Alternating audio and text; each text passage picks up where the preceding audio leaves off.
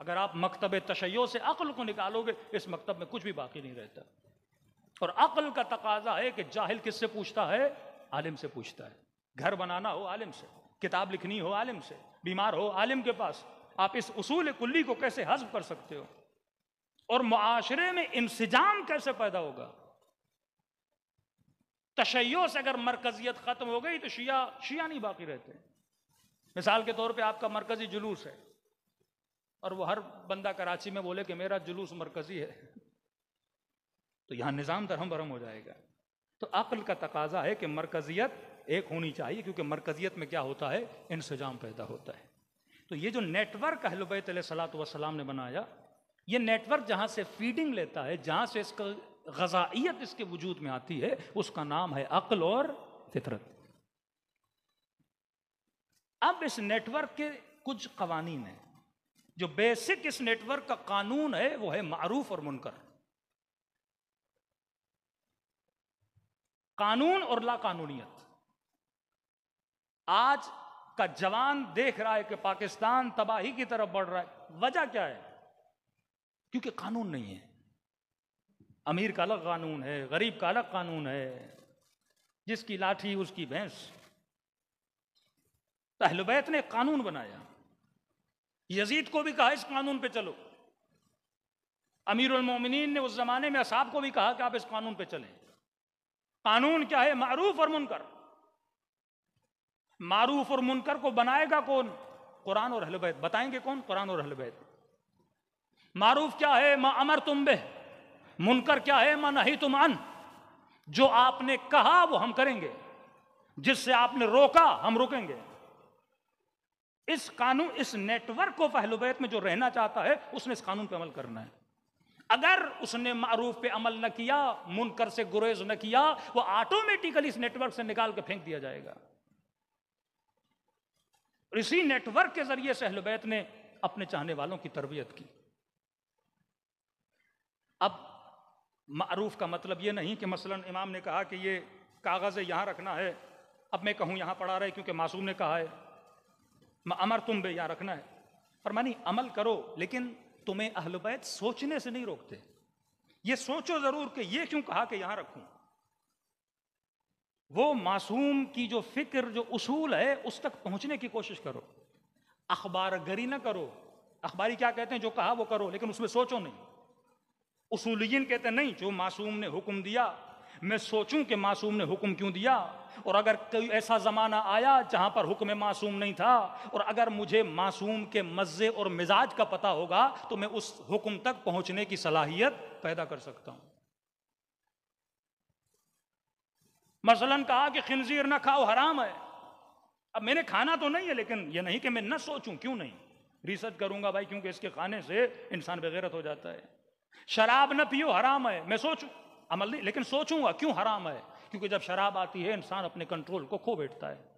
محفل لہو و لعب میں جانا منع ہے، حرام ہے. ایک ایسی محفل جس کے نہ دنیا کا فائدہ نہ آخرت کا فائدہ، اور بندہ کیے جا رہا ہے، کرے جا رہا ہے. مثلا کوئی جوان ہے ٹیسٹ میچ دیکھ رہا ہے، گھنٹوں گھنٹوں گزر جاتے ہیں. بھائی آپ کو نہ فائدہ ہے نہ نفع ہے نہ نقصان ہے، آپ کا ٹائم ضائع ہو رہا ہے، اور آپ کو عادت پڑ گئی وہ کام کرے کرے، آپ اپنے وقت کو ضائع کر رہے ہو. فرماتے ہیں یہ حرام ہے. وقت وہاں لگاؤ یا دنیا بنے یا آخرت بنے. پہلا اصول عقل اور فطرت، جہاں سے یہ نیٹ ورک آف اہل البیت فیڈ لیتا ہے. قانون یہ ہے اس نیٹ ورک کا کہ اس نیٹ ورک میں جو بھی بندہ رہے گا، والمعروف ما امرتم بہ، اور منکر ما نہیتم عنہ، جو کہا وہ کریں گے، جس سے کہا رکو ہم اس سے رک جائیں گے. اس نیٹ ورک کے اندر ٹولز کیا ہیں کہ جس کے ذریعے سے افراد کو ایک دوسرے کے ساتھ جوڑا جائے؟ فرمایا وہ ہے محبت اور بغض، تولا اور تبرہ. آج آپ سب لوگ یہاں جمع ہو کس چیز کی بنیاد پہ؟ محبت کی بنیاد پہ. آپ کو کون کھینچ کے یہاں لایا؟ محبت کی بنیاد. ہزاروں ملینز لوگ کربلا جاتے ہیں، کون آپ کو کھینچتا ہے؟ محبت. یہ کون ہے جو ہمیں ایک دوسرے کے ساتھ جوڑ رہا ہے؟ محبت. کس نقطے پہ ہم جمع ہیں؟ محبت میں اور نفرت میں. حسین سے محبت، حسین کے دشمن سے نفرت. یہ اٹل فیصلہ ہے. کوئی شیعہ کہیں بھی ہوگا یزید سے محبت نہیں کر سکتا. اہل بیت کا دشمن سے محبت نہیں کر سکتا. حرارتن فی قلوب المؤمنین، فرمایا ہم نے مؤمنوں کے دلوں میں اس محبت کی حرارت کو ایسا اجاگر کیا ہے، یہاں محرم کا چاند نظر آتا ہے، کسی اشتہار کو لگانے کی ضرورت نہیں ہے، یہ حسین کی محبت میں ساتھ جمع ہو جاتے ہیں. یہ عشق حسین ہے جو ان کو جمع کرتا ہے کہ جناب 2 گلیاں دور بھی پیدل جانے کے لیے تیار نہیں ہوتا، لیکن کربلا میں منتیں کرتے ہیں گاڑی پہ بیٹھ کے، تو نہیں، میں نے پیدل حسین کی طرف جانا ہے. یہ کیا ہے؟ یہ محبت. اس محبت نے ہم سب کو کیا کیا ہے؟ جوڑے رکھا ہے. محبت اہل بیت کی وجہ سے، نفرت اہل بیت کی وجہ سے. اور خدا کی قسم یہ محبت اتنا قیمتی اثاثہ ہے کہ جس نے آپ کو کئی چیزوں سے بچایا ہے. آج شیعہ محبت میں کنفیوز نہیں ہے، نہ ہی نفرت میں کنفیوز ہے. ہمیں پتا ہے کہ محبت کس سے کرنی ہے، ہمیں یہ بھی پتا ہے کہ ہم نے نفرت کس سے کرنی ہے. لیکن غیر شیعہ جتنا معاشرہ ہے واللہ اس کا جوان، اس کا پڑھا لکھا بندہ سارے کنفیوز ہیں کہ ایک طرف کہیں کہ اللہ کے رسول نے کہا کہ میری آل سے محبت کرنی ہے، اور دوسری طرف کہیں کہ ہمیں قاتل سے بھی محبت ہے، ہمیں مقتول سے بھی محبت ہے. کنفیوزڈ معاشرہ. کہ تیسری ملاقات امام حسین کی ابن سعد سے، اور سوال کرتے ابن سعد مجھے کیوں مارنے کے لیے آئے ہو؟ کہتا ہے حسین بغضاً لأبیک، تصور کریں آپ کہ تمہارے باپ کے بغض کی وجہ سے. یہ بیمار معاشرہ جس کی محبت اور نفرت کیا ہو گئی، اس میں رد و بدل آ گیا. جس کو جہاں ہونا چاہیے وہ وہاں نہیں، اور جس کو جہاں نہیں ہونا چاہیے وہ وہاں ہے. جس علی کے لیے نبی یہ کہیں کہ اگر علی سے محبت نہیں، جس کے لیے قرآن کی آیت پڑھیں کہ مودۃ فی القربیٰ، جن سے آپ نے محبت کرنی ہے، اور اس کے بدلے میں وہ کیا کہہ رہا ہے کہ بغضاً لأبیک.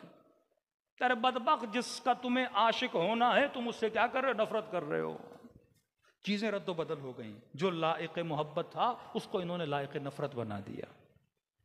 سیدہ سے محبت کرنی ہے، اس کے دشمن سے نفرت کرنی ہے. علی سے محبت کرنی ہے، اس کے ہاتھوں میں جس نے رسیاں باندھی اس سے محبت نہیں کرنی. حسن سے محبت کرنی ہے، جس نے حسن کے جنازے پہ 70 تیر چلائے اس سے محبت نہیں کرنی. حسین سے محبت کرنی ہے، جس نے حسین کے گلے کے کاٹنے کا حکم دیا اس سے نفرت کرنی ہے. لیکن معاشرے میں محبت اور نفرت کا رد و بدل ہو گیا.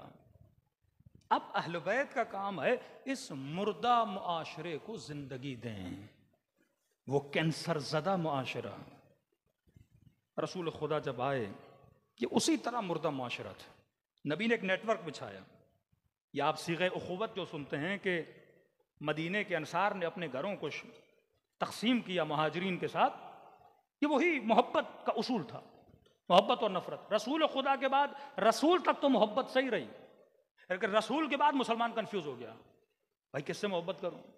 جنگ جمل میں آئے تو کہا ادھر والوں سے بھی محبت ہے، ادھر والوں سے بھی محبت ہے. صفین میں پہنچے کہا ادھر والوں سے بھی محبت، ادھر والوں سے. نہروان میں پہنچے کہا ادھر والوں سے بھی محبت. اب کنفیوز ہو گیا، کرے کیا کریں. صفین میں امیر المومنین کے پاس ایک شخص آتے، مولا میں کنفیوز ہوں، ادھر بھی دیکھتا ہوں اصحاب ہیں، ازواج ہیں، رسول کی زوجہ، ادھر دیکھ رہا ہوں آپ ہیں مولا میں. امام نے فرمایا اگر کنفیوز ہو لڑنے کی ضرورت نہیں ہے، بارڈر پہ چلے جاؤ، کہیں تمہارا ایمان خراب نہ ہو جائے. اس میدان میں وہی رہ سکتا ہے جس سے اپنی محبت پر یقین ہو.